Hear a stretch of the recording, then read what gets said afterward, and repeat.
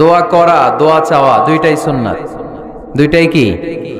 আমরা বলি না যে আম্মা আমার জন্য দোয়া করবেন, আব্বা দোয়া করবেন। হুজুরের কাছে বলি হুজুর দোয়া করবেন। বড় ভাইকে বলি ভাই দোয়ায় আমাকে শামিল রাখবেন। বলি ইউসুফের খিলে আপনারা বলেন না বোধহয়? বলেন বলেন, এটা বলবেন। দোয়া চাওয়া, দোয়া করা দুটোই সুন্নাহ। দোয়া চাইতে হয়, মুরব্বীদের কাছে দোয়া চাইতে হয়, আব্বা আম্মার কাছে দোয়া চাইতে হয়। আব্বা আম্মার দোয়া আল্লাহ ফিরিয়ে দেয় না। দোয়া চাইতে দেরি, দোয়া কবুল করে নেয় কে? আমরা আব্বা আম্মারে রেখে দিয়ে অমুক দরবারে যাই, অমুক দরবারে যে দোয়া চাই। আসল বড় দরবার যে আমার ঘরে, এটাই ভুলে যাই। আমার আব্বার চেয়ে বড় কোনো পীর সাহেব আমার জন্য হতে পারে, আমার মায়ের চেয়ে বড় দোয়াকারী আমার জন্য পৃথিবীতে থাকতে পারে। পৃথিবীর সবাই মিলে, সব আল্লাহর ওলিরা মিলে কোরআন খতম দিয়ে এখানে ফু দিল একটা গ্লাসের পানির ভিতরে। আপনার আম্মা কিংবা আব্বা শুধু বিসমিল্লাহ বলে আরেকটা গ্লাসের পানির মধ্যে ফু দিল, মায়ের দোয়াটা মুহূর্তেই কবুল করে নিবে কে? আম্মা আব্বার চেহারার দিকে তাকালেই কবুল হজের সওয়াব দেয় কে? হজ করে আসছেন কারা কারা দেখি?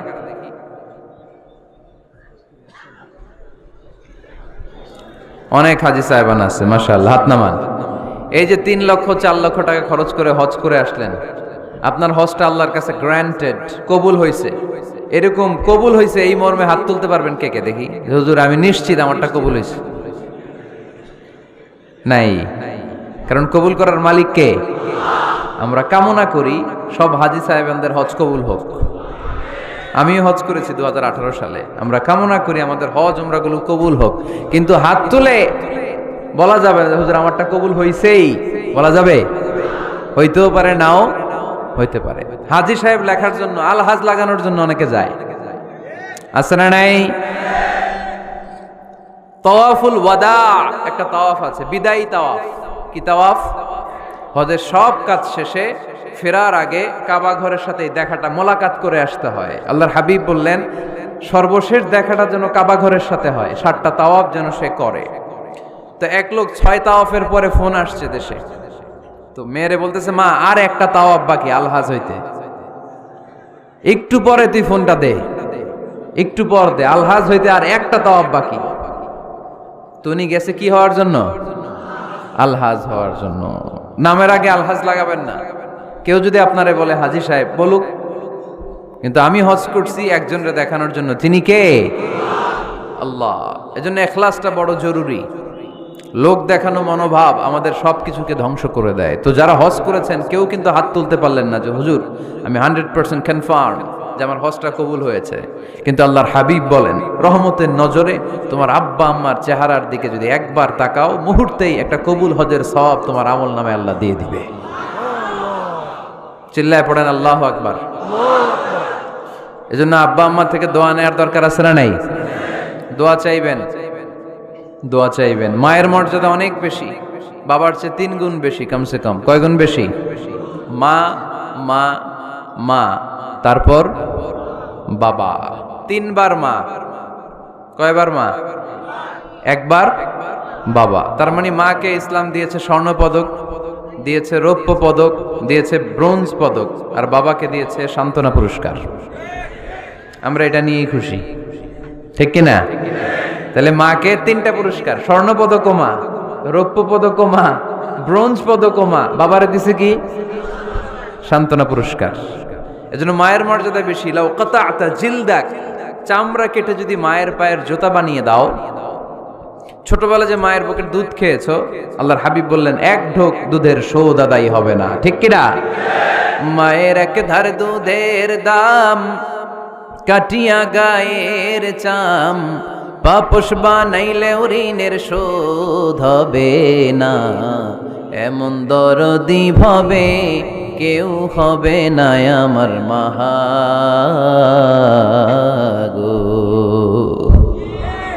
আহা, যাদের মা নাই তারা জানে মা না থাকার কি জ্বালা। যাদের বাবা নাই তারা জানে বাবা না থাকার কি জ্বালা। এখন ঘরে ঝগড়া করেন, এখন ভাল লাগে না আব্বা আম্মারে, এখন আব্বা এই ভুল ধরে, আম্মা এইটা বলে, এখন অনেক অসহ্য লাগে।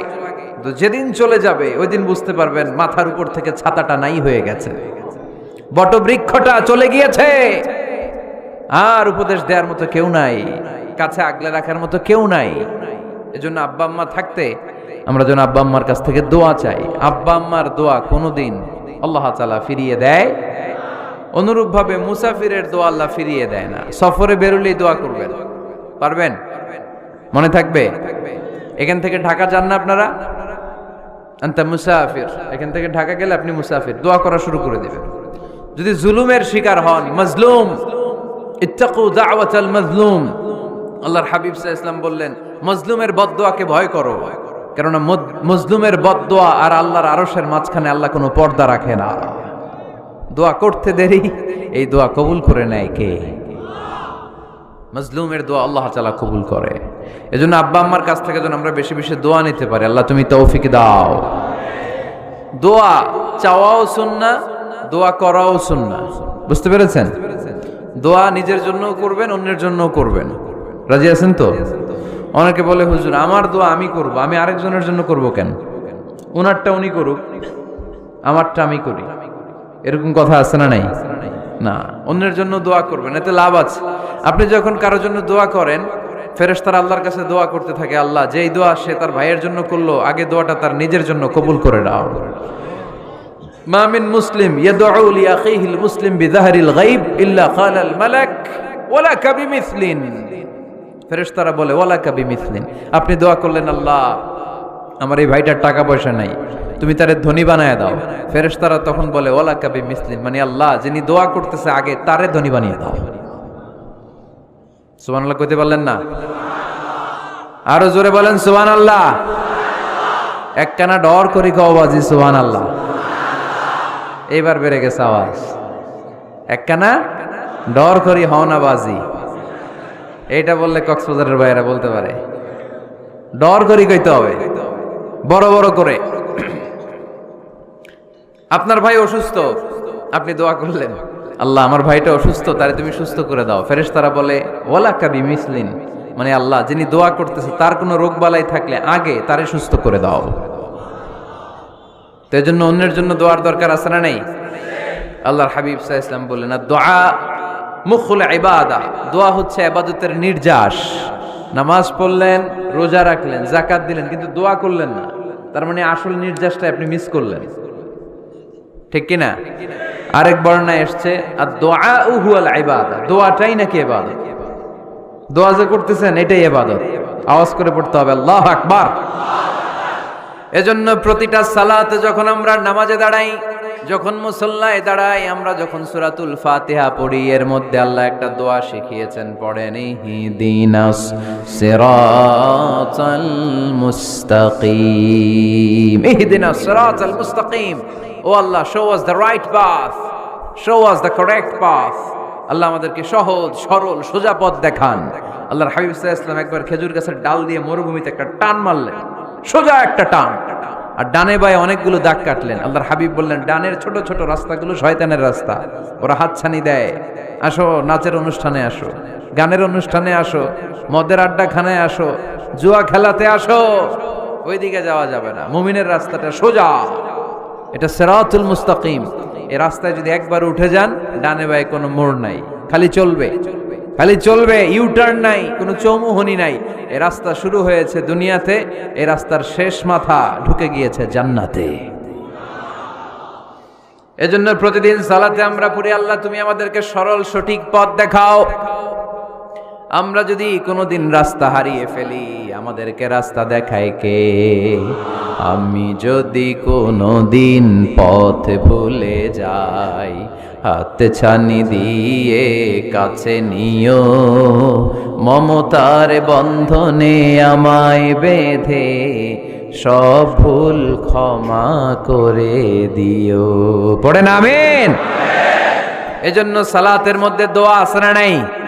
প্রতিদিন আমরা দোয়া করি, দোয়াটা পড়ি, কিন্তু অর্থ বুঝি না। এর চাইতে দামি দোয়া হতে পারে ইহদিনাস সিরাতাল মুস্তাকিম, আল্লাহ সিরাতুল মুস্তাকিমের পথ দেখাও, সোজা পথ। তো এই জন্য দোয়ার গুরুত্বের কোনো শেষ নাই, এটা অনেক গুরুত্বপূর্ণ। ইটস অ্যান আর্ট, দোয়াটা একটা শিল্প। দোয়াটা কি? একটা শিল্প।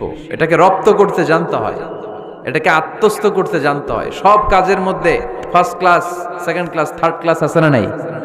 কারো দোয়া থার্ড ক্লাস দোয়া, কারোটা সেকেন্ড ক্লাস, কেউ করতে পারে ফার্স্ট ক্লাস দোয়া, ঠিক কিনা? দোয়ার মতো যদি দোয়া করতে পারেন, এটা হচ্ছে ফার্স্ট ক্লাস দোয়া, মুহূর্তে আরশে পৌঁছে যায়। এটাকে রপ্ত করতে হয়, এটার মধ্যে আবেগ জুড়ে দিতে হয়। অনেকে দোয়া করে আবেগ নাই, আছে না নাই? জুমার দিন দেখবেন নামাজ পড়ে ইমাম সাহেব দোয়া করতেছে, অনেক মুসল্লি দোয়াও করতেছে, ওদিকে তাকায় আছে, হাত কিনতে এইভাবে, আর তাকায় আছে জানালার দিকে, ও কি দোয়া করতেছে? কথা বলেন, আছে না নাই? এজন্য দোয়াটা করবেন কায় মনোবাক্যে, খুব আন্তরিকতা দিয়ে, হৃদয় থেকে। আপনার চোখের পানি যেন ঝরে। চোখের পানি যদি কোনো দোয়ার মধ্যে পড়ে, আপনি বুঝে যাবেন এই দোয়া আল্লাহর কাছে কবুল। চোখের পানি এত দাম। 2 ফোঁটা পানি আল্লাহর কাছে সবচাইতে প্রিয়। এক হচ্ছে জেহাদের ময়দানে শহীদের শরীর বেয়ে ঝরে পড়া রক্তের পানির ফোঁটা, দ্বিতীয়টা হলো অনুতপ্ত বান্দার চোখের পানির ফোঁটা। নিজের ভুলগুলো বুঝতে পেরে কেউ যখন কান্না করে আল্লাহর কাছে কাঁদে, তার চোখের পানি চোখ বেয়ে নাকের ডগা বেয়ে মাটিতে পড়ার আগেই ওই ক্রন্দনরত বান্দার জীবনের সব গুণ আল্লাহ মাফ করে দেয়। এজন্য কান্নার কোনো বিকল্প নাই, কাঁদতে হবে, কাঁদলেই ক্ষমা পাওয়া যাবে।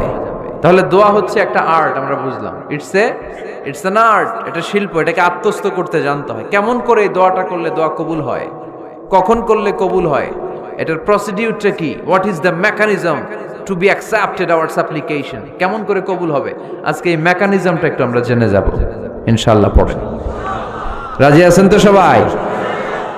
মানুষের তাকদীরের কোনো চেঞ্জ হয় না। আর তাকদীর লা ইয়ারুদ, তাকদীরের কোনো চেঞ্জ হয়? মহাবিশ্ব সৃষ্টির 50,000 বছর আগে আমাদের তাকদীর লিখে রেখেছে কে? এই তাকদীরের কোনো চেঞ্জ নাই। এজন্য আমরা বলি খাইরিহি ওয়াল কদর খাইরিহি ওয়া শাররিহি মিনাল্লাহি তাআলা। এই তাকদীরের ভালো হোক চাই মন্দ হোক, সব লিখে রেখেছে কে? এটার কোনো চেঞ্জ নাই, এটার কোনো সাধারণত রদবদল নাই, এটার কোনো পরিবর্তন নাই।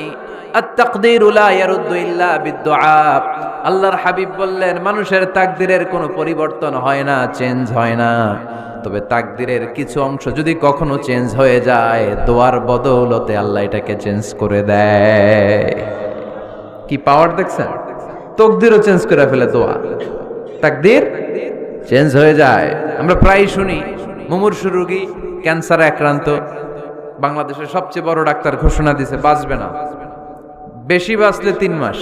কয় মাস? এরপরেও দেখা গেছে উনি 10 বছর বেঁচে ছিল। এরকম নজির এদেশে আছে না নাই? কিভাবে বাঁচলো? দোয়ার বদৌলতে। কিসের বদৌলতে? তো এটা যে অনেক গুরুত্বপূর্ণ, এটা কি আপনারা ফিল করেন, টের পান আপনারা? এটা অনেক powerful. It's like a missile. যুদ্ধে যেমনি সেনাবাহিনীরা মিসাইল হামলা করে, মিসাইল হামলা করলে যেমনি মিসাইল লক্ষ্যবস্তুতে যে ভেদ করে, দোয়ার মতো দোয়া করতে জানলে দোয়াটাও লক্ষ্যবস্তু যে স্পর্শ করে। সুবহানাল্লাহ পড়বেন না? আর দোয়া সিলাহুল মুমিন, দোয়া হচ্ছে মুমিনের অস্ত্র। শুধু AK-47, machine gun, Chinese Corel এগুলো আমাদের অস্ত্র না মিয়া। আমাদের অস্ত্র হলো দোয়া।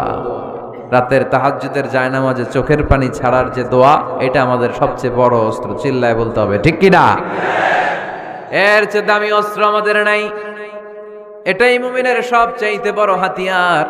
দুনিয়ার সব কিছুর খেলা যেইখানে শেষ, সব কিছুর কারিশমা যেইখানে শেষ, ওইখান থেকে দোয়ার কারিশমা শুরু হয়ে যায়।